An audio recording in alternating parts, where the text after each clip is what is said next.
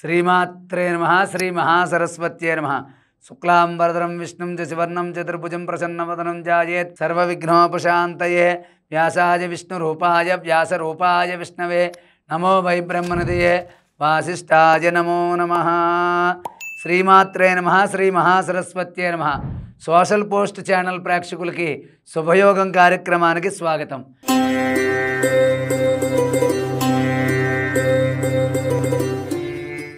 మనం ఈ రోజున శుభయోగం కార్యక్రమంలో మన జీవితం స్థిరంగా ఉండాలి, మనం ఏదైనా ఒక ఉద్యోగంలో కానీ ఒక పనిలో కానీ స్థిరంగా ఉండాలి అంటే ఎటువంటి పరిహారాలు పాటించాలనేది ఇప్పుడు మనం తెలుసుకుందాం.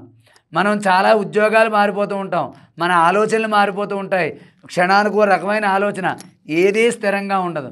కాబట్టి ఇటువంటి వాళ్ళు ఏం చేయాలి అంటే 5 సోమవారాలు కానీ 7 సోమవారాలు కానీ, అలాగే ఈ మధ్యలో వచ్చే ఆరుద్ర నక్షత్రం నాడు, ప్రతి నెల వచ్చే మాస శివరాత్రి నాడు చెరుకు రసంతో పరమశివుడికి అభిషేకం చేయాలి.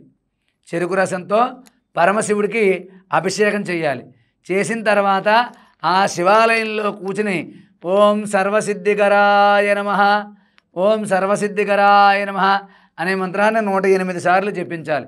అలాగే గులాబీ పువ్వులు, ఎర్ర మందార పువ్వులతోటి 108 నామాలతో శివాష్టోత్రంతో పూజించాలి.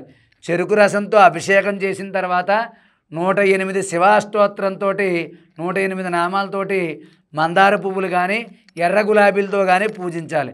పూజించిన తర్వాత శనగలు నైవేద్యంగా పరమశివుడికి సమర్పించి వాటిని మీ కుటుంబంలో ఉన్న వారందరూ కూడా, మీరు మీ కుటుంబంలో ఉన్న వారందరూ కూడా ప్రసాదంగా స్వీకరించాలి.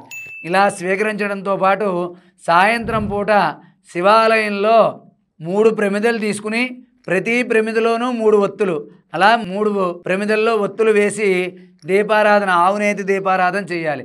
అది కూడా సాయంత్రం ప్రదోషకాల సమయంలో చెయ్యాలి. ఇలా చేయడం వల్ల మీకు స్థిర జీవనం అనేది కలుగుతుంది.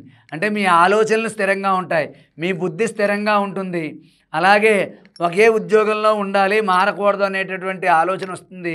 మీరు ఎక్కడికి మారకుండా ఉన్న ఉద్యోగంలో మంచిగా ఉంటారు, ఏ పనిలో ఉన్నా స్థిరంగా పని చేసుకుంటూ ఉంటారు. కాబట్టి నేను చెప్పినటువంటి పరిహారాన్ని శివాలయం దగ్గర చేస్తూ, అలాగే మీ ఇంటి దగ్గర ప్రతిరోజు ఉదయం సాయంత్రం, ఉదయం పూట మీరు ఆఫీస్కి వెళ్ళే వాళ్ళైతే ఆఫీస్కి వెళ్ళే ముందు దేవుడు మందిరం దగ్గర కూర్చుని ఆ పరమశివుడిని మనస్సులో తలుచుకుని ఓం సర్వసిద్ధికరాయ నమః అని చెప్పి 108 సార్లు కానీ 54, 27, కనీసం 27కు తగ్గకుండా జపం చేసుకుని ఆ పరమశివుడికి నమస్కారం చేసుకుని కొంత విభూది, ఆ పరమశివుడికి అభిషేకం చేసినటువంటి విభూది మీరు బొట్టుగా ధరించండి. అదే సాయంత్రం పూట ఎంత ఆలస్యంగా ఇంటికి వచ్చినా, తలస్నానం చేయలేకపోయినా పై మీదైనా స్నానం చేసి మీ దేవుడి మందిరంలోకి వెళ్ళి దీపారాధన చేసి ఒక్కసారి ఓం సర్వసిద్ధికరాయ నమః అని 27 సార్లు మనసులో తలుచుకోండి. ఇలాగ మీరు క్రమం తప్పకుండా చేయడం వల్ల సర్వకార్యాలు సిద్ధించి ఉన్నత ఉద్యోగంలో అభివృద్ధి కలిగి మీరు స్థిర జీవనంతో సుఖ సంతోషాలతో జీవిస్తారు. మీ జీవనం స్థిరంగా ఉండాలన్నా, ఒకే ఉద్యోగంలో స్థిరంగా ఉండాలన్నా నేను చెప్పిన పరిహారాన్ని పాటించి సుఖ సంతోషాలతో శుభయోగంతో జీవించాలని చెప్పి మీ అందరినీ ఆశీర్వదిస్తూ సర్వే జనా సుఖినో భవంతు. స్వస్తి.